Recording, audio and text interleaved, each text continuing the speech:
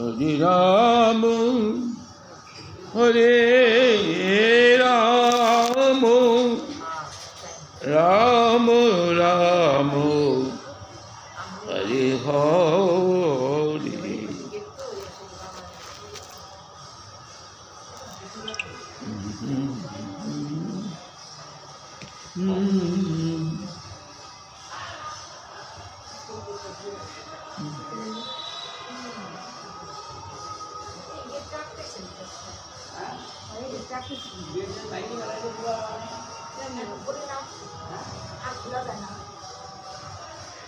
বাবার তা না, ওদের গেট ভাঙছে, পুরাতে ছাড়ছে, ওদের গুছে খাইলে নরম তো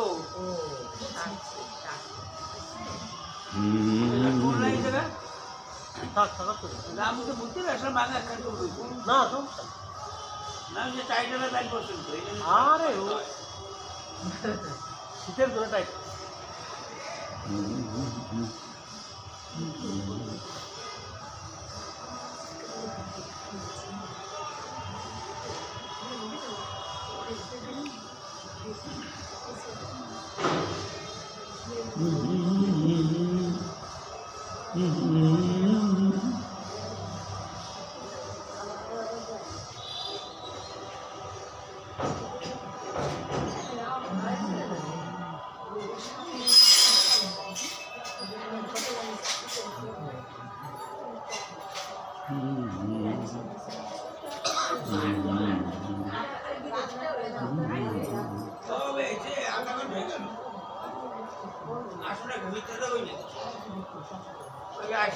আধা ঘন্টা হয়ে গেছে।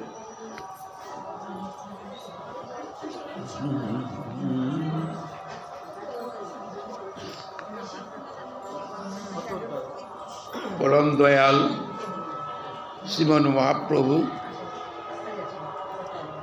তারই অনুসৃত চরণাশ্রিত শৈল গোস্বামী প্রভুপাদ তার ভিতরে জ্যেষ্ঠ সনাতন প্রভুপাদ, তা এই সনাতন প্রভুপাদের মাধ্যমে তিনি জীবজগৎকে কিছু শিক্ষা দিয়ে গেছেন, আর দিয়ে গেছেন গোদাবরীর তীরে রায় রামানন্দ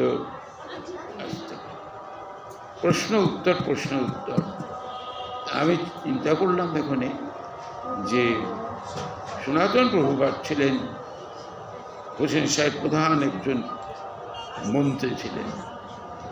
তিনি হোসেন শাহের সাথে যুদ্ধে যান নেই। হোসেন শাহ যখন কাজ ছেড়ে দিয়েছিলেন, হোসেন শাহ চাকরি ছেড়ে দিয়ে তিনি বৈষ্ণবদের নিয়ে ভাগবত শ্রবণ করতেন। হোসেন শাহ ওই অবস্থায় হোসেন শাহ নিজেই গিয়েছিলেন, নিজে দিয়ে এই সনাতন প্রভুকে আনবার জন্য চেষ্টা করেছেন, কিন্তু উনি আসেন। পরবর্তীতে আবার তিনি গেছেন, গিয়ে এখন যুদ্ধে যাবেন। উড়িষ্যার রাজা, উড়িষ্যার গণপতি তার বিরুদ্ধে যাবেন। তখন ওই যুদ্ধে তার সহযোগিতা করবার জন্য সনাতন প্রভুপাদকে বললেন হোসেন শাহ। হোসেন শাহ বললেন, আমি যুদ্ধে যাব না, কারণ আপনি যুদ্ধে যাবেন, যুদ্ধে যেয়ে আপনি হিন্দুদের মন্দির সব ভাঙবেন, বিগ্রহ লুটপাট করবেন, আমি আপনার সঙ্গে। দ্বিতীয়ত আপনি এখন যদি উড়িষ্যায় যান, উড়িষ্যা অত্যন্ত সুরক্ষিত, উড়িষ্যায় যে আপনি যুদ্ধে জয়ী হতে পারবেন না, পরাজিত হয়ে ফিরে আসবেন। পণ্ডিত ছিলেন, হোসেন শাহ শোনে নাই। হোসেন শাহ ওনাকে কারাগারে বন্দি করে নিয়ে উড়িষ্যার অভিযানে চলে যায়। উড়িষ্যায় করে আছে। এই অবস্থায় রূপ গোস্বামী বিকি টিকি করে সব বিক্রি করে ব্রাহ্মণের দান টান করে দিতে যা আছে, এর আগে আছে। তারপরে 10,000 টাকা বড় ভাই সনাতন গোস্বামীর মুক্তির জন্য এক মুদির দোকানে রেখে যায়। ওনারা চাকরি করলেও যথেষ্ট দানশীল ছিলেন, অনেক উপকার করেছেন। রূপ গোস্বামী চলে যান। আচ্ছা, সনাতন গোস্বামী মুক্তির উপায় স্বরূপ কারাগারে বন্দী, কারাগারে রক্ষিত আর এমনি থাকবে না তাকে, সে তো যুদ্ধে চলে গেছেন। এখন কিভাবে কারারক্ষীকে তোষামত করে অর্থের লোভ দেখিয়ে এই মুক্ত হওয়া যায়, সনাতন চিন্তা করতে লাগলেন। এর থেকে আমরা শুরু করছি, কে মরে কেন মরে জানে তার পত্র হয়।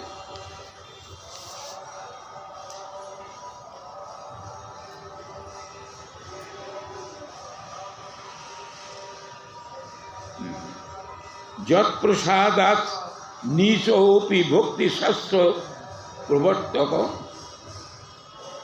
সাত অনন্ত অদ্ভুত ঐশ্বর্য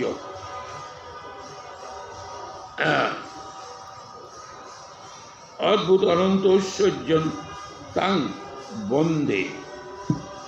কৃষ্ণদাস কবিরাজ গোস্বামী বহুবার প্রত্যেকটি অধ্যায়ে পরিচ্ছেদের সামনেই তিনি শ্রীমন মহাপ্রভুকে সভক্তি অন্তরে প্রণাম জানিয়েছেন এবং সমস্ত ঈশ্বর গোস্বামীবাদের চরণে প্রণাম, ভক্তবৃন্দের প্রণাম জানিয়ে তিনি এইগুলো পরিচ্ছেদ শুরু করেছেন। এই বলছেন, যার অনুগ্রহে নিজ ব্যক্তিও, যার অনুগ্রহে, ওই শ্লোকটার অর্থ যার অনুগ্রহে নিজ ব্যক্তি, এখানে নিজ বলতে অর্থাৎ শূদ্র জাতীয় নিম্ন শ্রেণীর যদি, যার অনুগ্রহে নিজ ব্যক্তিও ভক্তিশাস্ত্রে প্রবক্তক হইয়া থাকে, ভক্তির প্রবর্তক প্রবেশ করে নিচু জাতি। আমাদের চৈতন্য চরিতামৃতে বলছেন যে নিচু জাতি নহে ভজনের অযোগ্য, সৎকুল বিপ্র নহে ভজনের যোগ্য, যেই ভজে সেই বড় কৃষ্ণহার কৃষ্ণ ভজনে নাহি জাতি কুলা দিবে, যেই ভজে সেই বড় অভক্তহীন ছাড় কৃষ্ণ ভজনে নাহি জাতি কুলা দিবা যা। এই একমাত্র গোবিন্দের ভজনে কোনো জাতপাতের বিচার নেই, সবাই গোবিন্দের চরণ সেবন করতে পারেন যদি তার ইচ্ছা থাকে। কারণ মায়ামুক্ত হওয়া পাওয়া যাবে না যতক্ষণ পর্যন্ত অনাদিরাদি শ্রী গোবিন্দের শ্রীপাদপদ্মে শরণাগতি নিয়ে তার চরণ ভজন না করে ততক্ষণ পর্যন্ত জীব মায়ামুক্ত হতে পারে না, মায়া জাল ছিন্ন করে কখনো বার হতে পারবে না। এটাই তো সেই জন্য এখানে বলছেন যে ছোট নিচ জাতীয় যার অনুগ্রহে ভক্তিশাস্ত্রে প্রবক্তক হইতে পারে, অনন্ত অদ্ভুত ঐশ্বর্যশালী সেই চৈতন্য প্রভুকে আমি বন্দনা করি। ব্রতের আমি তাকে বন্দনা করলেন। ঠান্ডা বলা, জয় জয় শ্রী চৈতন্য, জয় নিত্যানন্দ, জয় দ্বৈত চন্দ্র গৌর ভক্তবৃন্দ। এথা গৌরে সনাতন আছে বন্দিশালী, অবশ্যই সব বন্দি করে রেখে চলে গেছে, তো কারাগারে বন্দি করে রেখে গেছে। রূপ গোস্বামী পত্রী আইল হেনকালে। রূপ গোস্বামী তো বুঝতে অত্যন্ত প্রবীণ ছিলেন, এত জ্ঞানী ছিলেন যে বুঝে শুনেই ওরে চলে গেছে, এদিকে সব বেচে কিনে দিয়ে দেখা ব্রাহ্মণদের দান টান করে দিয়ে ওখানে একটা চিঠি দিলেন বড় ভাইয়ের কাছে, বন্দিশালায় চিঠি পাঠালেন। পত্নী পাইয়া সনাতন আনন্দিত হইলাম। কিন্তু কেন? কারণ হইল যবন রক্ষণ পাশ এক কহিতে লাগিলাম। ওই চিঠির মধ্যে সব লেখা ছিল, কীভাবে বাইরেবেন, কীভাবে মুক্তি, কীভাবে টাকা কার কাছে রাখা হয়েছে, সব লেখা ছিল। আরেকটা শ্রীমন মহাপ্রভু সে পাদ পদ্মে আশ্রয় নেওয়ার জন্য ছোট ভাই চলে গেছে, আগে আনন্দ পেলেন, একসাথে তো ছিলেন, এটা আনন্দ পেলেন। শুধু যে কারামুক্তির জন্য টাকা পয়সা বাঁচাচ্ছে এটাই নয়, তা আনন্দটার এদিকে শ্রীমান মহাপ্রভুর চরণ প্রাপ্তির জন্য এটা এটা তো এখানে কাশিতে আসছে। ওনারা রূপ গোস্বামী বাস করছেন ইয়েতে, ওই জায়গাটার নাম জানে কি, এই জন্য ওখানে রূপ সনাতন মন্দির আছে, প্রয়াগে গেলে এটা পাওয়া যায়, প্রয়াগে যেতে জায়গাটার নাম পরে মনে থাকলে বলে দেবো না। এখন কারারক্ষীরে তোষামেত করতেছে, কিভাবে বেরোবে আর কি, কারারক্ষীরে তোষামেত করতেছে, তুমি এক জিন্দাপীর মহাভাগ্যবান, জিন্দা মানে সিদ্ধ মহাত্মা বা জীবিত পীর, জিন্দাপীরও জীবিত বলে, আবার এই সিদ্ধ মহাত্মাও। সনাতন গোস্বামী যিনি এত বড় মন্ত্রী, সে কারারক্ষীর এই কথাটা বলতেছে, তুমি জিন্দাপীর, এটা হলো ফুসলানো আর কি, তোষামেত করা, মন গলানো। হ্যাঁ, তুমি তো জিন্দাপীর, মহাভাগ্যবান। হ্যাঁ, সে রূপের পত্রে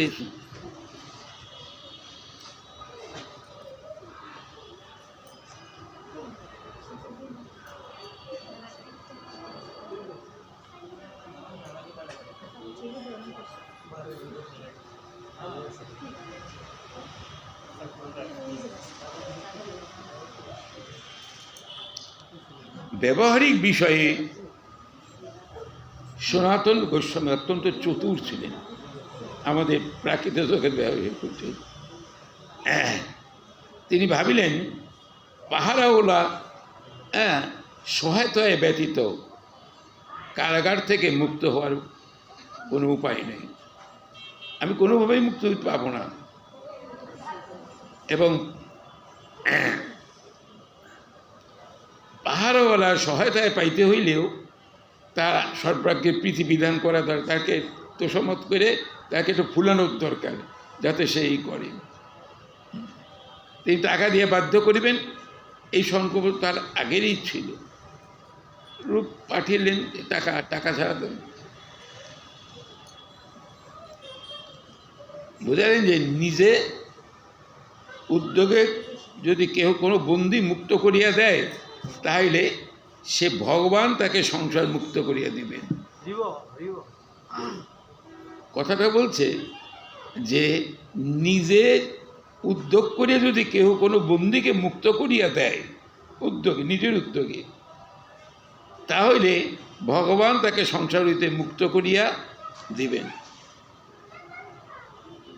মোটামুটিভাবে পাহারাওয়ালার কারাগারে রক্ষীর একটা ভিতরে ধর্মভাব জাগরিত করবার জন্য আর কি এই চেষ্টাটা।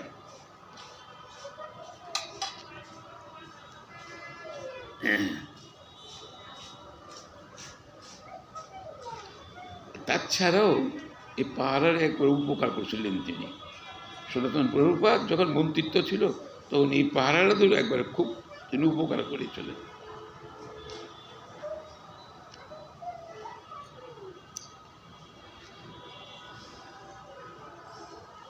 এখন এই অর্থে এটা এই বোঝা যাচ্ছে যে সনাতন গোস্বামী প্রভুপাদ পাহাড়লার চিত্তে এমন একটা ভাব জাগ্রত করছেন যাতে পাহাড়লা মনে করতে পারে যে এটা আমার একটা বড় কর্তব্য, আমি তাকে তাড়াতাড়ি মুক্ত করে দিই।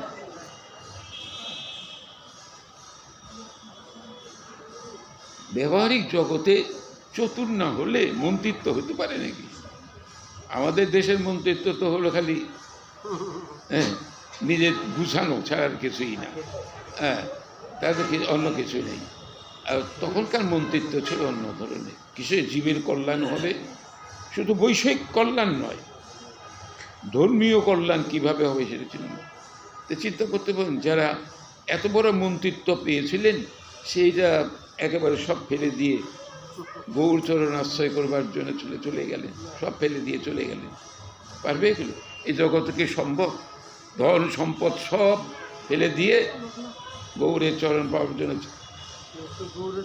এ তো কম না। এই সনাতন গোস্বামীরা কিন্তু অনেক ধনী লোক ছিলেন, প্রচুর ধনী লোক, অনেক সম্পদ তাদের ছিল, এবং তারা কর্ণাটকের উচ্চ শ্রেণীর ব্রাহ্মণ ছিলেন, উচ্চ শ্রেণীর ব্রাহ্মণ। এই লোক সনাতন সর্বস্বামী বহুবার সনাতনের কথাই বলছি। কেতাব কোরআন শাস্ত্রে আছে তোমার জ্ঞান, বুঝেছে? তোমার কেতাব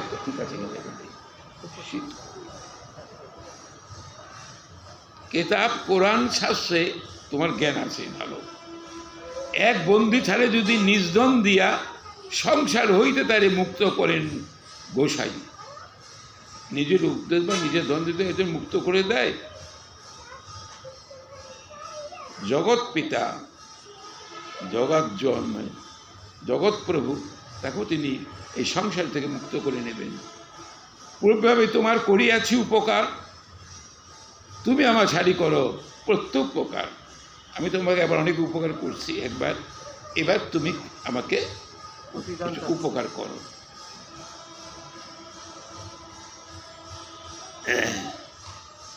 আসলে কিন্তু কোন সাথে কোনো এগুলো তোষামের কথা আর কি।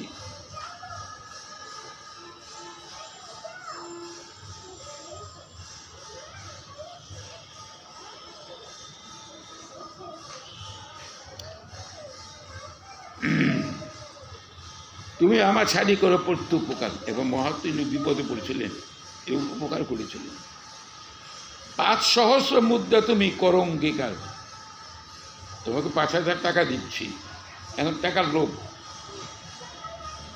পূর্ণ অর্থ 2 লাভ হইবে তোমার, তোমার সংসারে দুঃখও চলে যাবে, অভাব অভিযোগও চলে যাবে, আর তোমার পুণ্যও হবে, দুটোই হবে। পুণ্যও হবে, তোমার সংসারের স্বাচ্ছল্যতাও আসবে।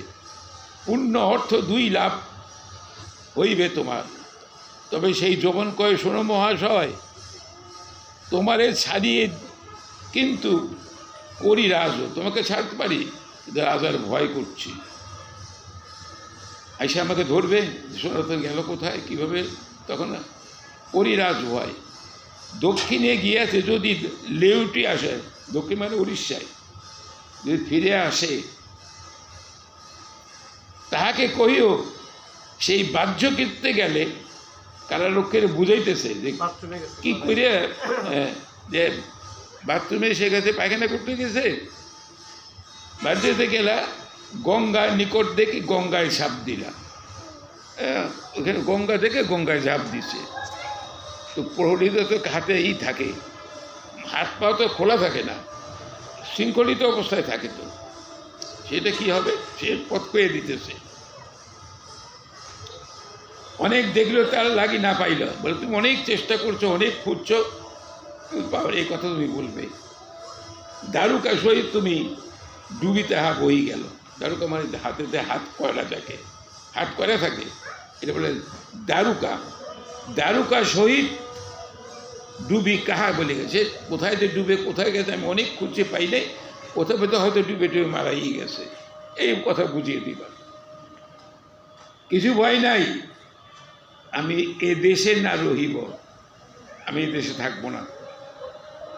দরবেশ হইয়া আমি মক্কায় যাইব। আমি দরবেশ হব, তাহলে বুঝাইতেছে যে আমি এখন মক্কায় চলে যাবো, এখানেই থাকবে না, পাবে কী করে আমাকে? আমাকে দেখবেই না। তুমি যে বলতেছে হ্যাঁ সে ডুবে মরে গেছে, ভালো হয়ে গেছে, আমি তো এই দেশে থাকবে না, সেটা খুঁজে আমাকে পাবে কোথায়? আমি মক্কায় চলে যাবো দরবেশ হয়ে।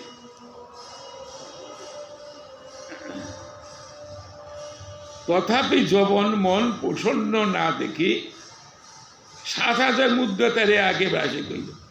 এখন দেখা যায় যখন তাতেও খুশি হয় না, এখন 5,000 টাকায় 7,000 দিছে, ওখানে দর কষাকষি। ভগবান যার সহায়, তার বন্দি মুক্তির থেকে কি কষ্ট হয় কখনো? তবু দেখেন লৌকিক জগতে ভগবানের পরেই এই অর্থের স্থান। অর্থ না হইলে বর্ত হয় না, অর্থ ছাড়া কিছু হয় না, সবই অর্থ। হ্যাঁ, এই পাঠ কীর্তন শুনুন, আর যাই শুনুন, কীর্তন শুনুন, কথা বলি কীর্তন শুনুন, আগে বলে খালি টাকার কথা, টাকা ছাড়ার কিছু নেই। ভগবানকে প্রসন্ন করবে কি দিয়ে, ভক্তের মন জয় করবে কি দিয়ে, সেদিকে কিন্তু বক্তার বা যারা পথ কীর্তন করে থাকেন সেটা লক্ষ্য থাকে না। লক্ষ্যটা দেখবে বেশিরভাগই তার অর্থের, যে কীভাবে অর্থ সঞ্চয় করা যায়। ভগবানে আমরা লৌকিক জগতে যাই কিছু করি না কেন, দুটো দিক আছে। একটা লোক দেখানো, লোকে বলবে যে ভক্ত অনেক বড় ভক্ত, হ্যাঁ। আর একটা হলো অর্থের বাসনা, অর্থ, এদিকে লক্ষ্য থাকে। এই লক্ষ্যটাকে ওই দিকে, ওই লক্ষ্যটাকে স্থির রেখে তারা এই কাজগুলো করে। লোভ হইল লবণের মুদ্রা দেখিয়া, 5,000 টাকা 7,000 পাইছে, এখন লোভ হইল যবনের মুদ্রা দেখিয়া রাত্রে গঙ্গা পার হইল দারুকা কাটিয়া। ওই যে হাতের লোহার শৃঙ্খল কেটে দিয়ে গঙ্গা পার করে দিলে। দেখেন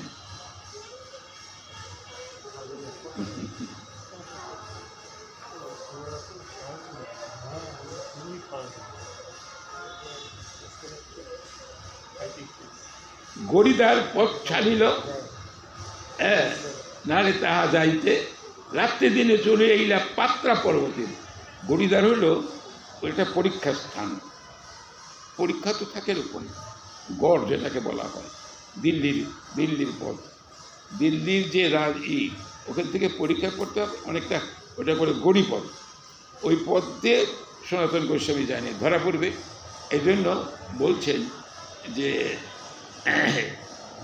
পাত্রা পর্বতে অন্যদিকে ঘুরে গেছে।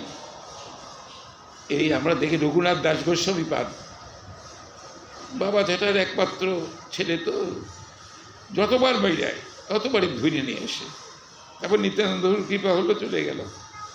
যতবার চেষ্টা করেছেন ধরে নিয়ে আসছেন, খেতে পারেন নাই, কারণ মহতের কৃপা ছাড়া তো হয় না। তো এইগুলোই হলো, দেখেন যাদের এত তো ধন সম্পদ, এত কিছু, এই লোভ কিন্তু তাদের ঘরে বসে রাখতে পারেনি। আমরা তো সংসার ছেড়ে যেতে পারি না কেন? টাকার লোভ, কত টাকা সংগ্রহ করে, যে কী হবে এই শীতের ভিতরে ওখানে গিয়ে বসে কষ্ট পাবো, যা ঘরে বসে টেলিভিশন দেখি।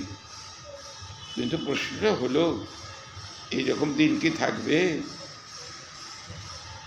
এইরকম দিন কি থাকবে? এই দেহটা কি এভাবে থাকবে? এরকম চক্ষু দৃষ্টি থাকবে, কান থাকবে? আমার মতো কিচ্ছু লাভ নেই। জগতে আসছি এমন সুন্দর সেবাযোগ্য দেবদুল্য মানব জনম ভগবান কৃপা করে দিয়েছেন, শুধু তার সেবা করে এই মরজগৎ থেকে, এই দুঃখ সংকুল কষ্ট, এই সংসার থেকে মুক্তি প্রাপ্তির জন্যই ঠান্ডা বাতাস কি আসে, এই চারদিকে কাপড় দিয়েই বছরের পর বছর কাটিয়ে দিয়েছে। এরা ঠিক করে না। ওয়াল দেবে কবে? কিচ্ছু নাই, সব হইলে হোক, না হলে না হলে কিচ্ছু আসে নাই। কিন্তু কষ্ট যে পায়, আজকে এইগুলো পাতে নাই, কম্বলগুলো, কতবার কম্বল দিয়ে এসছে, এই কম্বলগুলো পাতে নেই। আমি কাল গতবার দিচ্ছি তো, করে দিচ্ছি, গতদিন দেখছি, আজকাল এগুলো পাতে নেই। এটা যারা করে তারা দোষটা তাদের। ঠাকুর মশাই তো দিতে বলতে পারবে, এই কম্বল পেতে দে।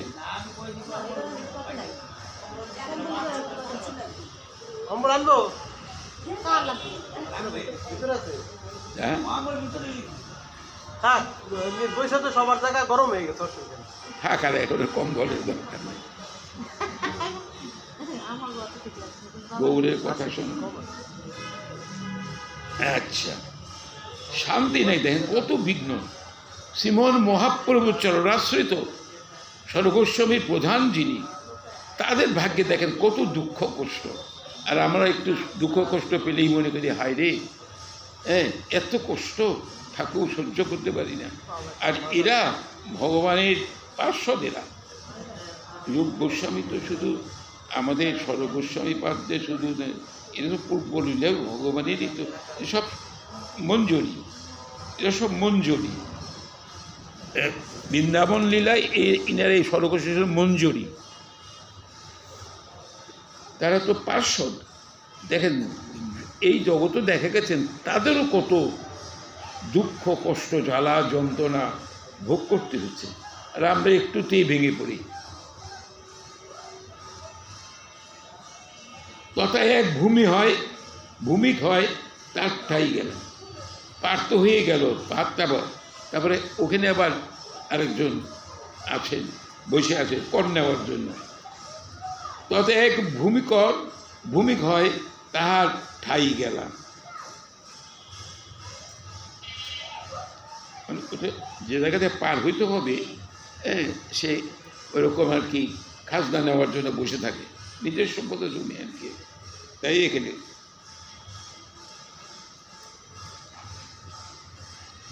তার ঠাই গেলাম, পর্বত পাক করো আমার বিনতি করিল, যে আমাকে পর্বতটা পার করিয়ে দাও।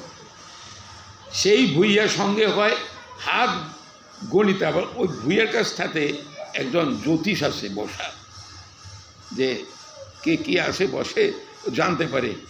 সে জানতে পারে না, জ্যোতিষ গুইনা বলবে তো তার কাছে কি আছে আর না আছে। সেই ভুইয়ের সঙ্গে হয় হাত গণিকা, হাত দিকে বলতে পারি। ভুইয়া কানে কহে সে জানি এক কথায়, ভুইয়া কানে কানে বলতেছে ইহারটাই সুবর্ণের অষ্টমোহর হয়। সনাতনের কাছে 8টা সোনার মোহর আছে। ওই হাত জ্যোতিষী কানে কাছে বলে গেল। তার সেই লোক শুনে আনন্দিত ভুইয়া সনাতনে কয়, খুব আনন্দ হল। রাতে প্রববাদ করিব নিজ লোক দিয়া, ভোজন করো তুই রন্ধন করিয়া। আমি রাতে পার করে দেব, আমার লোক দিয়ে পার করে তোমার কোনো ভয় নেই, তুই ভোজন টোজন করো। জানতে পারছে তো মোহর আছে, মাইয়ে রাতে গেলে টাকা মোহর নিয়ে ই করে দেবে, এই উদ্দেশ্য মেরে ফেলবে।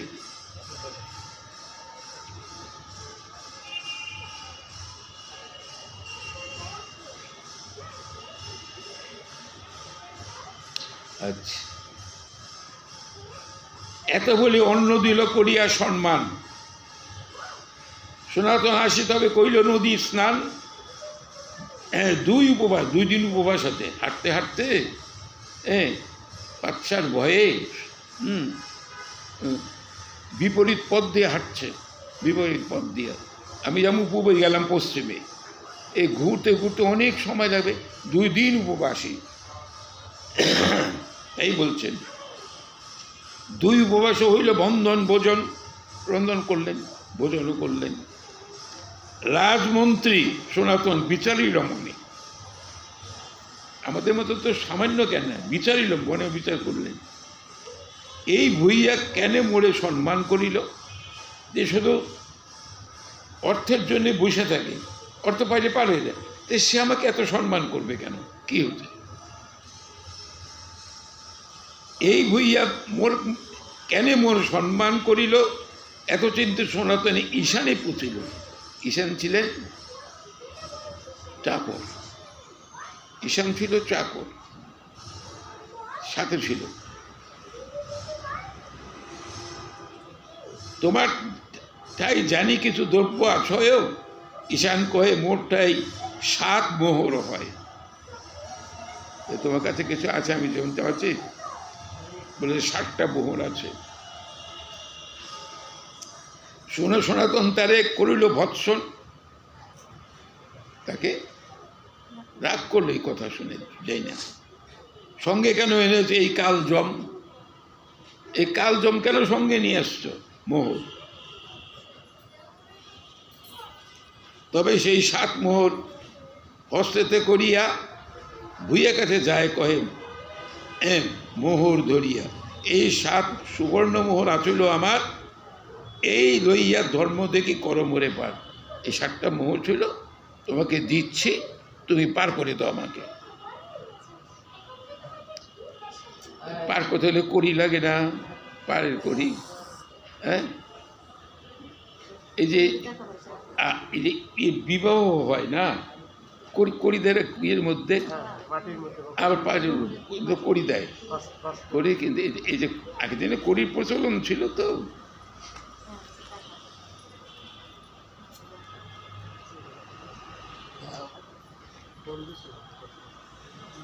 এই শাস্ত্রগুণ আসলে আমার ইয়া লইয়া ধর্ম থেকেই করেন, এটা নেও ধর্ম প্রভাবে মনে মনে ধর্মকে আমাকে পার করে দাও। রাজবন্দি আমি তো রাজবন্দি, রাজ আমাকে বন্দি করে রেখেছে। গড়িদার যাইতে না পারি, গড়িদার রাজপথ দিয়ে তো যাবো, পারি না দেয়। পুণ্য হবে পর্বত আমার দেহ পার করি, তোমার পুণ্য হবে ওকে পর্বত পার করে দিয়ে দাও। ভুই আসে কয়ে আমি জানিয়ে আছি পহিলে আমি প্রথমে আমি জানতে পারছি যে অষ্টমোহর হয় তোমার সেবক আচলে দিচ্ছে 7টা 8টার কথা সেবক আছে তোমায় মারি মোহর আজি লইতাম রাত্রে, তোমার মাইরে রাত্রে মোহর নিতাম। ভালো হইল ওইটা তুমি ছুটিল পাপ হইতে। দেখ ভালো কথা তুমি বলছো, আমি যখন আমার আর পাপ করতে হলো না, পাপের থেকে মুক্তি পেলাম, সন্তোষ হলাম। আমি মোহন না লইব, আমি সন্তোষ মোহন আমি নেব না। পুণ্য লাগে পর্বত তোমার পার করে দেব, পুণ্য লেগে পার করে দেব। গোসাই কহে কেহ দ্রব্য লইবে আমার, তুমি না নিলে পরে কে মাঝখানে কেউ কাউকে আমাকে মেরে নিয়ে নিবে। হ্যাঁ, আমায় প্রাণ রক্ষা করো দ্রব্য অঙ্গী করি, এই মোহরটা তুমি নিয়ে দাও, তেমন প্রাণ রক্ষা হয়। তবে গোসাইয়ের সঙ্গে ভুইয়াচারি পাইক দিল, 4জন পায়ন্দা দিল আর কি। রাতে বনপথে পর্বত পার হলো, রাতে বনপথ দিয়ে পার করে দিলেন। পার হইয়া গোসাই তবে পুছিল ঈশানে, জানি শেষ দ্রব্য কিছু আছে তোমার স্থানে। 8টা তো আছে, দিতে 7টা, এ বলছে যে তোমার কাছে আছে। ঈশান কহে 1 মোহর আছে অবশেষ। গোসাই কহে মোহর লইয়া যাও তুমি দেশ, এই মোহরটা নিয়ে তুমি দেশে চলে যাও, ফের চলে যাও, আমি চলে যাই।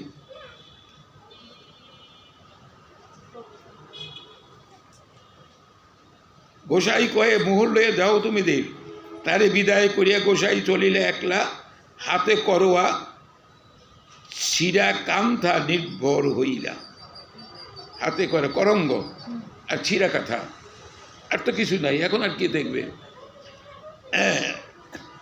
যারা রাজমন্ত্রী, হ্যাঁ দেখেন তাদের বেশ কি ধারণ করছে, হাতে করোয়া ছিঁড়া কান্থা নির্ভর করিলা। চলি গোসাই তবে আইলা হাজিপুর। হাজিপুরটা হইল বিহারেরই একটা বোধ এক জায়গা। সন্ধ্যাকালে বসে এক উদ্যান ভিতরে, বিহারেরই মুজফ্ফর জেলার এই হাজিপুর, ওনারা আত্মীয় ওখানে থাকছেন, ওখানে হাজিপুরে। সেই হাজিপুরের শ্রীকান্ত তার নাম, গোসাইর ভগ্নিপতি করে রাজকান্ত, অত সংখ্যক ভগ্নিপতি। কিসের থেকে কি মিশিয়ে গেছে, ভগবান তার প্রিয় ভক্তকে কীভাবে রাজমন্ত্রী যে আছে এখানে, উনার যে ভগ্নিপতি এই শ্রীকান্ত 3 লক্ষ মুদ্রা দিয়েছে, তার স্থানে ঘোড়া মূল্য লইয়া পাঠায় পাচ্ছেন। 3 লক্ষ মুদ্রা দিয়ে রাখছে তার কাছে, এই জন্যই ভালো ঘোড়া কিনা পাঠিয়ে দেয়। টুঙ্গির উপর বসে সেই গোসাইকে দেখলো, টুঙ্গির উপর বসা আছে, দেখলো। রাত্রে একজনকে সঙ্গে করে গোসাইর পাশ আসলো। গোসাই তাহলে উদ্যানের মধ্যে, বাগানের মধ্যে বসে আছে, টুঙ্গি থেকে দেখা যাচ্ছে, চিনতে পারছে, রাত্রে গেছে।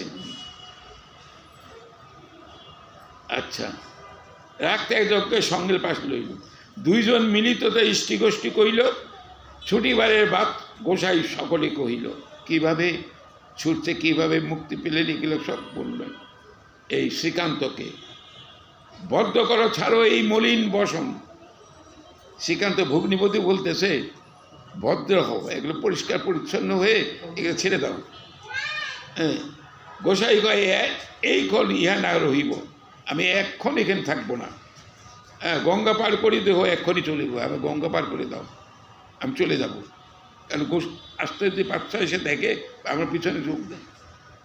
যত্ন করিতে ওই এক ভোট কম্বল দিল, শীতের মধ্যে যাবে, একটা যত্ন করে একটা ভোট কম্বল দিল।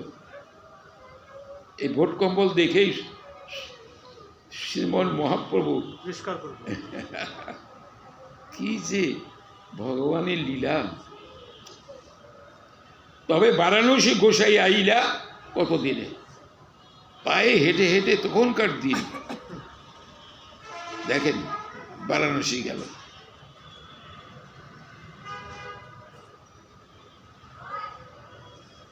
তবে বারাণসী গোসাই আইলা কতদিনে, শুনে আনন্দিত হইল প্রভুর আগমনে। শুনে আগমন হইল। ওখানে তো বারাণসী দুইজন আছে, তপন মিশ্র আর চন্দ্রশেখর। চন্দ্রশেখর হলো মহাপ্রভুর প্রিয় ভক্ত, আর তপন মিশ্র তো ইয়েই ছিলেন, বাংলাদেশে ছিল তপন মিশ্র। এই তপন মিশ্রের সাধ্য সাধন তত্ত্ব তো জিজ্ঞেস করেছিলেন এই তপন মিশ্র। তারপরে শ্রীমন মহাপ্রভুর সাথে যাওয়ার জন্য যখন মহাপ্রভু তাকে করলেন, কি ঠান্ডা লাগে আমার, হাত পা টাল হয়ে যায়। চাদরটা দিয়ে দেন, চাদরটা ঘিরে নেন। চাদর আনছেন কি জন্য? চাদর ঠান্ডা লাগতেছে, হাত পা আমার কাল হয়ে আসতেছে। আপনারা যদি দিনে দিনে আসেন,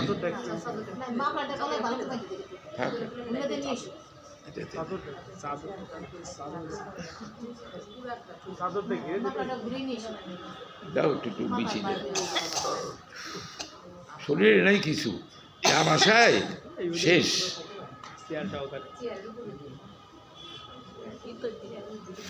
দুধ খেতে পারবো না, ছানা খেতে পারবো, কিছুই খেতে পারিনি, খালি তরি তরকারি অল্প, তাও কখনো কিছু খাই না খাই, কি করবো, ভালো লাগে না। হাত টাত সব ঠান্ডা হয়ে যেতেছে। বলছি আমি এক কথা বলে ভোট কম্বল একটা দিয়ে দিলে। এখন চন্দ্রশেখর আর তপন মিশ্র, এই তপন মিশ্র যখন শ্রীমন মহাপ্রভু তখন বিষ্ণুপ্রিয়া নাই, তখন লক্ষ্মীপ্রিয়া ছিলেন। সেই মহাপ্রভু পূর্ববঙ্গে আসছিলেন, পূর্ববঙ্গে তিনি শিক্ষার ব্যাপারে আসছেন। প্রথমে যে পূর্ববঙ্গে যে ভগবান গৌরহরি আসছিলেন, অনেক জায়গায় আছে, এই খাট্টা বাসুদেব ওখানে আসছিলেন মহাপ্রভু, ওই জায়গাটা আমি গেছি যে মহাপ্রভু। তারপরে এখানে কোমরপুর বা মহাপ্রভু আসছিলেন কোমরপুর। হ্যাঁ হ্যাঁ হ্যাঁ, ওই স্মৃতিস্বরূপ কি আছে এখানে? কিছুই নাই, ওইখানে কি করতে আসছে? এখানে আসছিল কোমর পর্যন্ত, ওখানে জল ছিল তখন পদ্মায় যোগে, এগুলো তো আসতে পারি।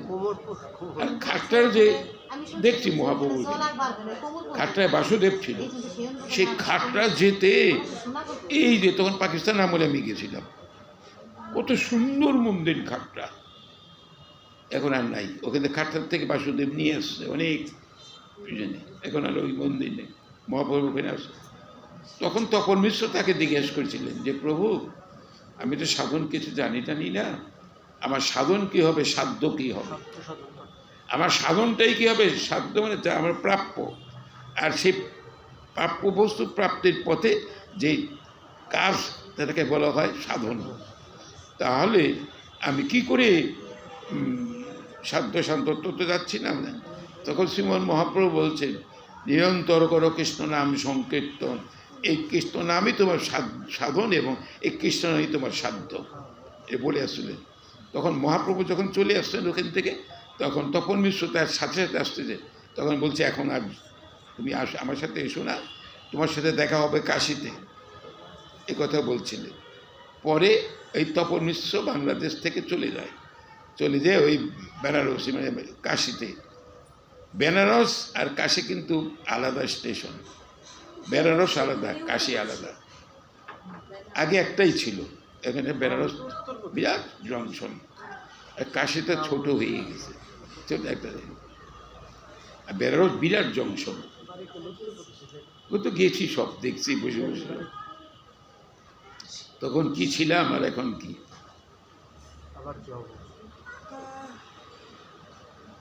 আচ্ছা,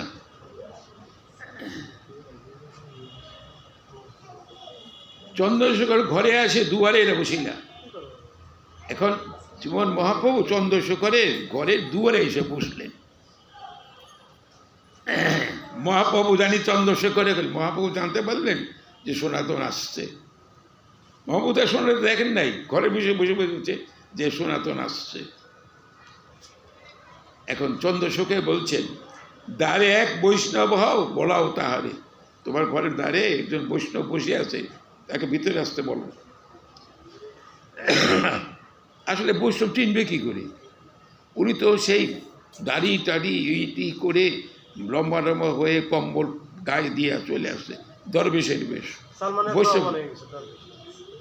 দরবেশের বেশ, দরবেশ একরকম সন্ন্যাসীর মতনই আর কি দরবেশ।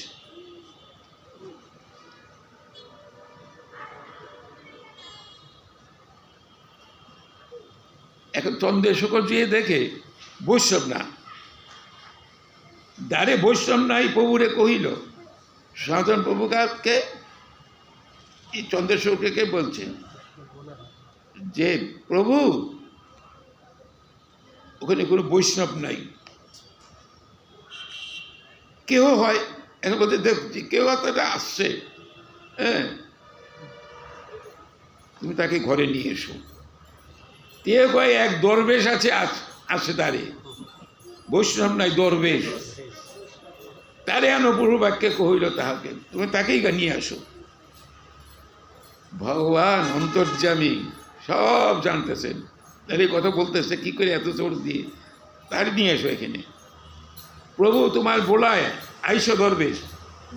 এখন চন্দ্রশেখর বলতেছে যে প্রভু, চন্দ্রশেখর কোন জাতিতে নিচু। এখানে একটা প্রশ্ন থাকে যে শ্রীমোহন মহাপ্রভু যে 2 মাস এই বেনারসিতে ছিলেন, থাকতেন কিন্তু চন্দ্রশেখরের কাছে, থাকতেন চন্দ্রশেখরের কাছে, আর সেবা করেছে তপন মিশ্রের কাছে। তপন মিশ্র ব্রাহ্মণ, সেবা করছে তপন মিশ্র। এখানে তো সন্ন্যাস তো তিনি তো অনুযোগী সন্ন্যাস নেন নেই, উনি তো ব্রাহ্মণ, তার এখন অন্য কাউকে তো সেবা করতে পারে না। আর মহাপ্রভু তো সেই।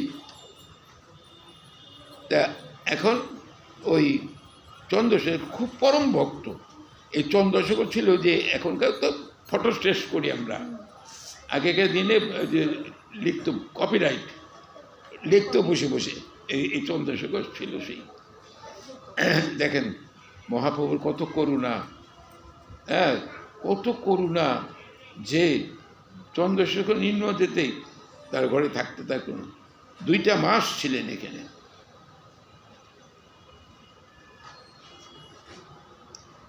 প্রভু তোমার বোলায় আইস দরবেশ। শুনে আনন্দে সনাতন করিল প্রবেশ, আনন্দে ঘরের ভিতরে প্রবেশ করল। তাহলে অঙ্গনে দেখে প্রভু ধাই আইল, অঙ্গনে তাকে দেখে প্রভু নিজেই চলে আসলো। তাহলে আলিঙ্গন করে প্রেমাবিষ্ট হইল। এই সনাতনকে আলিঙ্গন করে প্রেমে আবিষ্ট হয়ে পড়লেন। প্রভুর স্পর্শে প্রেমাবিষ্ট হইল সনাতন। প্রভুর স্পর্শ পেয়ে সনাতনও প্রেমে একেবারে অভিভূত হয়ে পড়লেন। মনে না ছইও কহে গত গত বচন। সনাতন বলছেন যে প্রভু তুমি আমাকে স্পর্শ করো না, তুমি আমাকে স্পর্শ করো না। মনে না ছইও কহে গত গত বচন। 2 জনে গলাগলি রোদ নপার, 2 জনে গলা ধরে অনেক কাঁদছেন, হা কৃষ্ণ বলে কাঁদছেন। আমরা একজনকে কেঁদে পেলে নানান রকম কথা জিজ্ঞাসা করি, কিন্তু কৃষ্ণ কথাও জিজ্ঞাসা না, আর গলা ধরে আলিঙ্গন করে হা কৃষ্ণ বলে যে প্রেমে আবিষ্ট হয়ে পড়ব, সে কিছুই নেই, সে কিছুই নেই। ভগবান আর ভক্ত যদি বলেন এটা তো ভগবান আর ভক্তেরই ব্যাপার, তাহলেই বা কি? আপনারাও তো ভক্ত। আপনারা একজনের বাড়িতে গেলে সে বাড়ি গিয়ে খোঁজ দেবেন যে তারা কেমন আছে, কি আছে, কেউ বলছে তো কৃষ্ণ কথা বলবেন। আপনারা আপনার পরিচিত একদিন এক ভক্ত বাড়িতেই গেলেন, সে ভক্ত বাড়িতে যেয়ে জিজ্ঞাসা করবেন না যে বসো আমরা কৃষ্ণ কথা শুনি বসে পরস্পর, তা বলবেন। এ খাওয়া জোগাড় করবে, ওটা কী করবে, কেমন আছে, কোথায় এ কত দিন শেষ, কৃষ্ণ কথা হবে না। আর এতটা পথ অতিক্রান্ত করে আসছে সনাতন, সেই সনাতনকে দেখে মহাপ্রভু আনন্দ আর ধরে না। 2 জনে গলাগলি প্রেমাবেশে আবৃত হয়ে গেল, এত প্রেম। এই যে শ্রীমন মহাপ্রভু পতিত পাবন গৌরহরি, তিনি এই প্রেম অকাতরে দিয়ে গেছেন। কিন্তু আজ মহাপ্রভুর 534 বছর বয়স, জগৎ থেকে তিনি অপ্রকট হয়ে গেছেন, লীলা সংবরণ করেছেন। সেই প্রেম কোথায়? সেই প্রেম কোথায়? যে প্রেম তিনি দিয়ে এই পূর্ববঙ্গ এবং সমস্ত ভাসিয়ে গেছেন, সেই প্রেম কোথায়? চৈতন্য চরিতে একটা শ্লোক আছে, চৈতন্য অবতারে বহে প্রেমামৃত বন্যা, সর্বজীব প্রেমে ভাসে পৃথিবী হইলা ধন্যা। এই প্রেমে যে না ভাসে সেই জীব ছাড়, কোটি কল্পযুগে তার নাহি কোন নিস্তার। চৈতন্য চরিতের শ্লোক একটা। গৌর অবতারে প্রেমামৃত বন্যা, বন্যা হলে যেন সবাই ভেসে যায়, সবাই ভেজে বন্যায়। অবশ্য তারা 5 তলা থাকলে থাকে তার ভিজতে না, আর যারা নিচে থাকে সবাই ভিজে যাবে না। মহাপ্রভুর কৃপায় ওই 5 তলা যখন খুব উঁচু করে জমে হচ্ছে, তখন কি হবে? ঝড় তুফান হবে। যাই হোক, শ্রীমন মহাপ্রভু এত প্রেম দিয়ে গেছেন। আবার দেখেন, এই পতিত পাবন গৌরহরি ওই নীলাচলিত থাকলেন। নীলাচলে তখন তিনি যখন জগন্নাথকে দর্শন করতে যেতেন, গৌরের স্তম্ভ ছিল, সে স্তম্ভে দাঁড়িয়ে কি ঠান্ডা আসে। আপনারা তো নিচে বসছে, ঠান্ডা কম পায়, আমার হাওয়া লাগতেছে উপরের থেকে, হাওয়াটা আসতেছে উপরের দিকে, ঠান্ডা লাগতেছে। তো কি কথাটা বলছিলাম আমি? এই মহাপ্রভুর প্রেমের কথা বলছি। এত এত প্রেম, এত প্রেম তার ভিতরে। সেই মহাপ্রভু দর্শন করে, জগন্নাথকে দর্শন করে করে 2 নয়ন দিয়ে তো অজস্র ধারা বইত, অজস্র ধারা বইত। বলছেন কি, যিনি এত প্রেম জীবকে দিয়ে, আর কি হবে না, এত প্রেম জীবকে দিয়ে গেল। বলছেন তিনি কেঁদে কেঁদে বল্লভ, হে বলছেন প্রাণবল্লভ, রাধাভাবে ভাবিত হয়ে, তোমার নিত্য দাস মুই তোমায় পাশরিয়া পড়িয়াছি ভবার নবে মায়াবদ্ধ হইয়ে, কৃপা করি করো তুমি পদধূলি সম, তোমার সেবক করো তোমার সেবন। যিনি এত প্রেম দাতা, তিনি কিনা শ্রীমন মহাপ্রভু রাধাভাবে ভাবিত হয়ে প্রাণবল্লভ গোবিন্দের কাছে বলতেছে, প্রভু তোমার তো আমি নিত্যকালের দাস, কিন্তু তোমাকে ভুলে গেছি। তাহলে এই ভোলাটাই হইল সবচেয়ে বড় অপরাধ আমাদের। চৈতন্য চরিতে দেখা আছে, কৃষ্ণ ভুলি সেই জীব অনন্ত বহির্মুখ, অতএব মায়া তারে দেহে সংসার দুঃখ। কবু স্বর্গে উঠায়, কবু নরকে চুবায়, দণ্ডজনে রাজা যেন নদীতে চুবায়।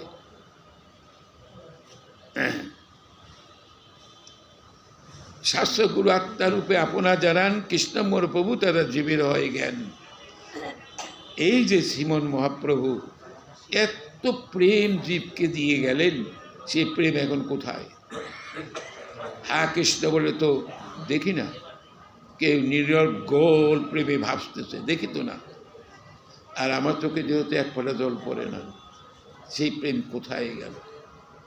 যে প্রেম অকাতরে দিয়ে গেছে, আবালবনিতা যোগ্য যোগ্য বিচার করেন নাই, সবাইকে দিয়ে দিয়েছেন, প্রেমের বন্যায় বসা হয়েছেন, সেই প্রেম কোথায়?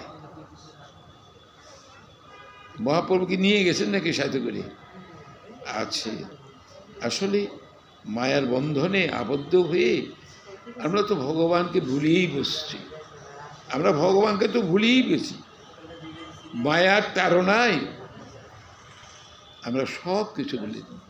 এই যে সংসার আপনারা করছেন, স্ত্রী পুত্র পরিবার পরিজন আপনজন, বলছেন আমার আপন, আমার ছেলে, আমার মেয়ে, আমার স্বামী, আমার স্ত্রী, আমার মা, আমার বাবা। কিন্তু চিন্তা করে দেখবেন তো, পূর্বজন্মেরা কে ছিল? কে ছিল আপনার? জানবেন। আর আপনি চলে গেলে এদের সাথে কি সম্বন্ধ থাকবে? কি সম্বন্ধটা থাকবে? এখন তো প্রাণ ঢেলে এক একজনকে সেবা করছেন, যাকে যাকে যে ভালোবাসেন, কিন্তু মরে গেলে সে তো সাথে যাবে না। সাথে যাবে কি? সাথে যাবেটা কি তাহলে? আপনাদের এখানে যে থাকে না, সেও ছিঁড়ে কেটে কেটে রেখে দেবে, পরিষ্কার করে দেবে। সাথে যাবে এই হরির নাম। আজ এই সঙ্গ করে গেলেন, এইটুকু গিয়ে বলতে পারবেন যে প্রভু আমাকে পার করে দাও, আর কি এই ভবসিন্ধু পার করে দাও। তখন তো প্রভু বলবে যে পারের কড়ি কোথায়, পারের কড়ি কোথায়? তখন তো বলতে পারবেন যে প্রভু পারের যেমন সনাতন বলছিল, আমি তো কিছু নাই, ঈশান নিয়ে আসছে 8টা সোনার মোহর। মহাপ্রভু আরে সনাতন প্রভু তো জানেন না এগুলো, মোহর দিয়ে সে পার হয়ে গেল গা। তো ভগবান জিজ্ঞেস করবেন ভবসিন্ধু পাড়ি দিতে গেলে ভারে কান্ডারি বসে আছেন, পার যে করে দেবেন, আপনাদের কি নিয়ে পার করবেন? এগুলো টাকা পয়সা এখন এগুলো নিয়ে গিয়ে দিয়ে দিবেন, কিচ্ছুই যাবে না, কিচ্ছুই।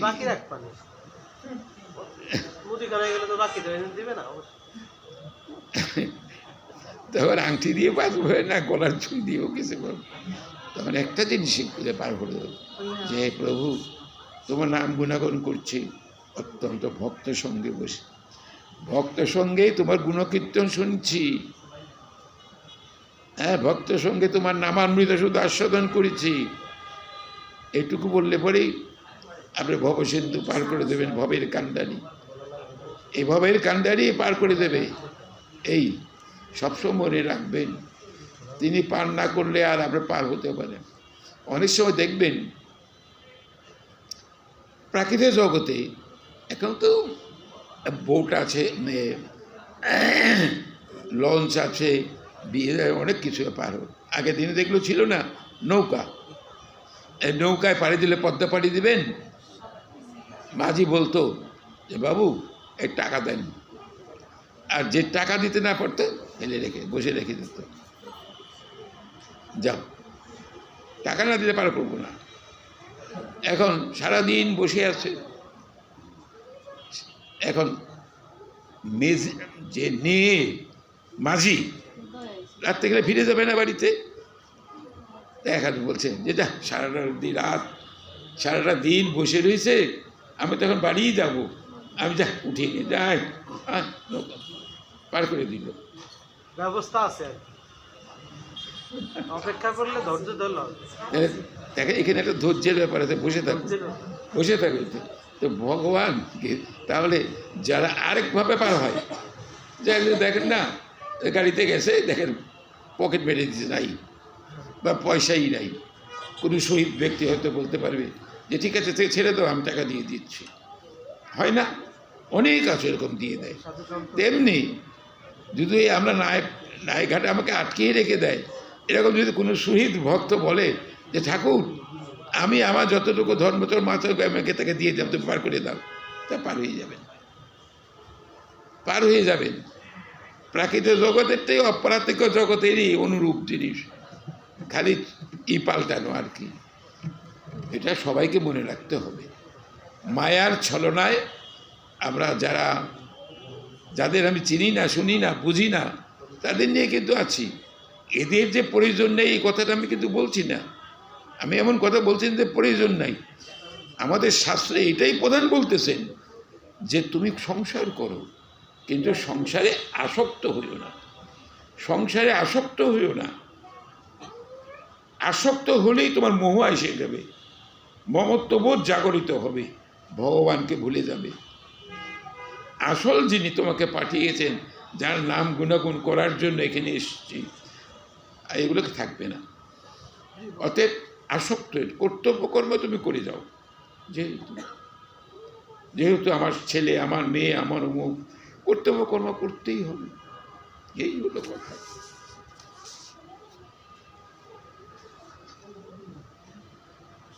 আটটা প্রায় 8টা বাজে।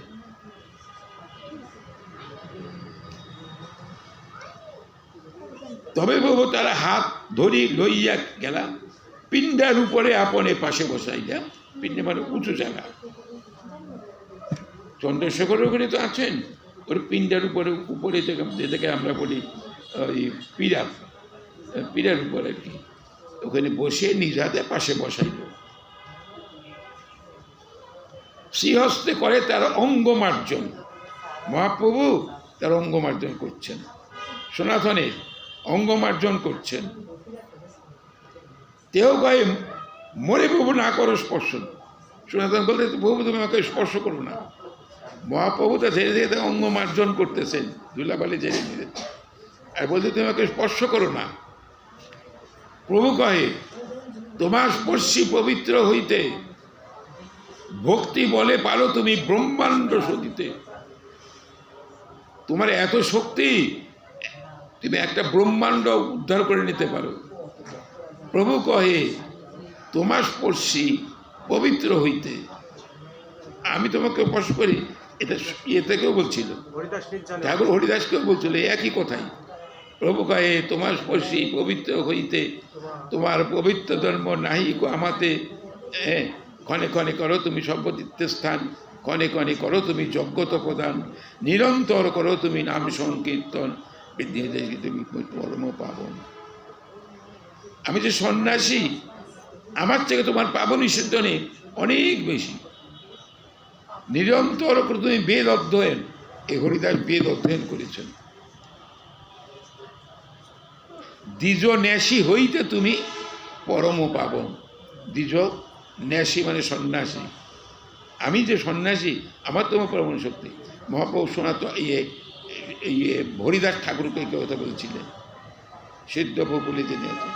আর এখানে সনাতনকে বলছেন তুমি একটা ব্রহ্মাণ্ড ধারণ করতে পারো। এখন ভাগবত একটা শ্লোক দিচ্ছে, এই শ্লোক বলি আমি বিদিন। ভাগবতের প্রথম স্কন্ধের 10ম ত্রয়োদশ অধ্যায় 9ম শ্লোক। ভবদ্বিধা ভাগবত তীর্থভূতা স্বয়ং প্রভু, তীর্থ কুর্বন্তী তীর্থান্নি সহন্ত স্থানে গদাভূতা। এটা এই শ্লোকটা বলেছিলেন আমাদের যুধিষ্ঠির মহারাজ বিদুরকে। এই শ্লোকটা বলছিলেন, বিদুরকে এই শ্লোকটা বলছিলেন। এই বলার পিছনে হলো এই যে বিদুর যখন দেখছেন যে কুরুক্ষেত্র যুদ্ধ সমাগত, যুধিষ্ঠির মহারাজকে বুঝাতে পারলেন না, কারণ দুঃশাসন বুঝতে দেয় নাই। খুব বাজে কথা বলছিল, ভাগবতে দেখছি এই বিদুরকে খুব খারাপ কথা বলছিল, বাজে কথা সব। তখন বিদুর খুব দুঃখ পেয়ে এই স্বজন নিধন কুরুক্ষেত্র যুদ্ধে দিবে না বলে তিনি পাণ্ডবদের বা এদের সবাইকে ত্যাগ করে তীর্থে চলে যান। তীর্থ ঘুরে টুরের পর যুদ্ধ শেষ হয়ে গেছে, তখন অনেক কাল পর আবার বিদুর চলে আসছে। তখন যুধিষ্ঠির মহারাজ এই বিদুরকে বলছিলেন, কি বলছিলেন, যে ভগবান গদাধর তো আপনার বিদ্যের সদা সর্বদা, আপনার আবার তীর্থ ভ্রমণ করার প্রয়োজন আছে নাকি? আপনার কেন তীর্থ ভ্রমণ? তো মনে হয় আপনার তীর্থকে পবিত্র করার জন্য, আপনারা তীর্থকে পবিত্র করার জন্য তীর্থে ভ্রমণ করেন। আপনারা তো তীর্থ ভ্রমণ করেন, স্বয়ং গদাধর যার অন্তরে সদা সর্বদা বিরাজিত, তা তো তীর্থ ভ্রমণ করার দরকার পড়ে না। তা মনে হয় আপনারা তীর্থ ভ্রমণ করেন তীর্থকে পবিত্র করবার জন্য। এই যে তীর্থ কুর্বন্তী তীর্থান্নি স অন্তঃস্থানে ন গদাভৃতা, আপনাদের অন্তরে সদা গদাধর বিরাজিত, আপনাদের কেন? এটা যুধিষ্ঠির মহারাজ বিদুরকে বলছিলেন। আর পরের শ্লোকটা বলছে, ন মে ভক্ত চতুর্বেদী মদ ভক্ত শপথবীয়। চতুর্বেদী মানে 4 বেদ যারা অধ্যয়ন করেছেন তারাও আমার কাছে অত প্রিয় নয়। ন মে অভক্ত চতুর্বেদী, এই 4 বেদ যারা পড়াশোনা করেছেন, বেদজ্ঞ ব্রাহ্মণ যারা, তারা যদি অভক্ত হয়, তাদের থেকে মদ ভক্ত শপথপ্রিয়, আমার যে শপথ